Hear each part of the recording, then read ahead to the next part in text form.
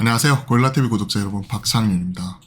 최근에 IT 소부장 내에서도 흐름의 변화가 크게 나타나고 있습니다. 기존의 HBM 선단 쪽으로, 즉 클라우드 AI 쪽으로 집중이 되었던 부분에서 어제 점검을 해드렸지만 온 디바이스 AI, 즉 엣지 단까지 확대가 되는 모습이 나타나고 있어요. 즉 그동안에 우리가 이런 빅테크 기업들이 하고 있는 이런 AI 클라우드 쪽, 그러니까 서버 단에서 이런 부분이 진행이 되는 부분에서 HBM이라든지 선단 공정을 이용한 하드웨어 단 반도체 쪽에 집중을 했다면, 최근에는 이런 AI 쪽이 모바일이나 자율주행이나 뭐 일부 가전이나 이런 엣지 단까지 확대가 되는, 즉 디바이스에 AI가 탑재가 되는 부분까지 이제 내년도 큰 변화가 나타날 것으로 기대가 되고 있습니다.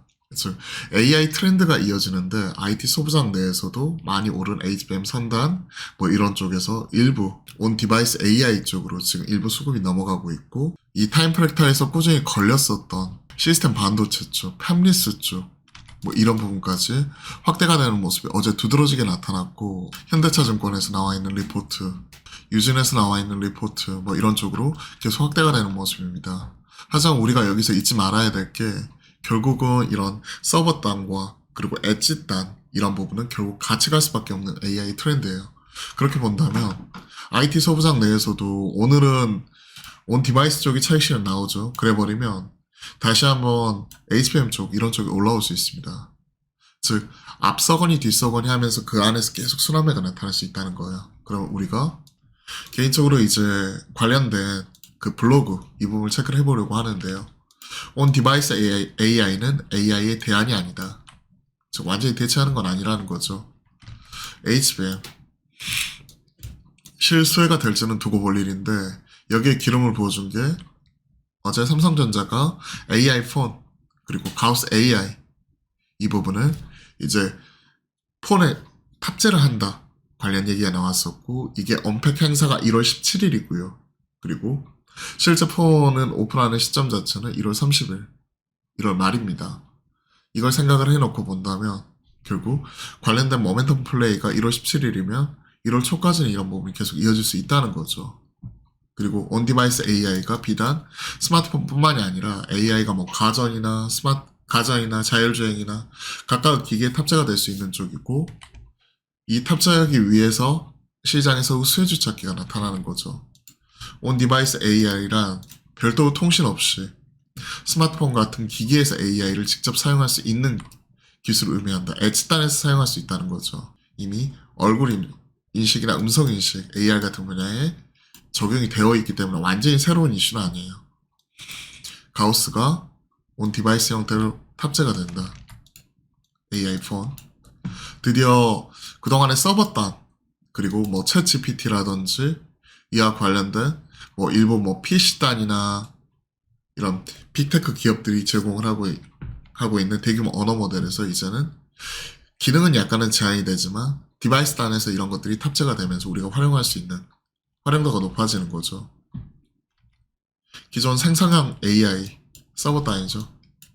근데 온 디바이스 AI는 오프라인 각각 기기에서도 작동이 되는 거고, 그리고 대규모 데이터 전송이 불필요해 통신 연결 안 되어 있어도 가능하기 때문에 커스터마이징 충분히 되어 있는 상황에서 사용할 수 있는 거고, GPU 사용하는 쪽에서, 그리고 GPU를 사용하는 쪽에서 이제 NPU 칩이 탑재가 되는 거고, 뭐 LPDDR5 뭐 이런 쪽 같은 저전력 반도체 이런 쪽이 쓰이는 거고, 그리고 이런 것들을 설계하기 위한 팹리스 쪽 이런 부분이 부각이 되는 거죠. 당장의 실질적인 수혜 이런 부분이 약간은 당연히 HBM 대비해서는 떨어질 수 있는 거죠. 하지만 시장에서 새로운 또 모멘텀 이런 부분이 삼성 AI 폰 출시하기 전까지 흐름이 계속해서 이어질 수 있기 때문에 HBM과 온 디바이스 AI 왔다 갔다 할 수 있는 거죠. 그리고 이제 일상생활 속에서 환경이 변화하는 거죠. 그러한 부분을 점검하는 게 우선입니다. 초거대 AI, 클라우드 쪽이죠. 온 디바이스 AI 같이 가는 쪽이다.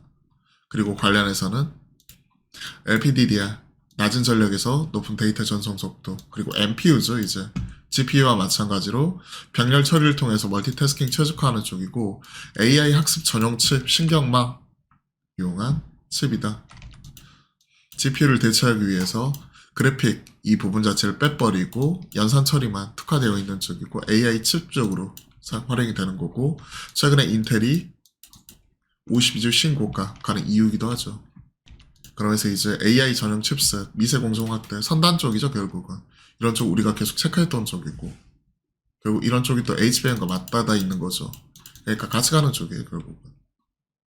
뭐 센서, 뭐 이런 쪽까지 확대가 되는 거고, LPDDR 쪽 관련해서도 결국 기판이죠. 심텍, 대덕전자, 그죠? 심지어 제주반도체 같은 팹리스 설계, MPU 쪽, 칩셋 미디어, 오픈엣지 테크놀로지 대장이죠.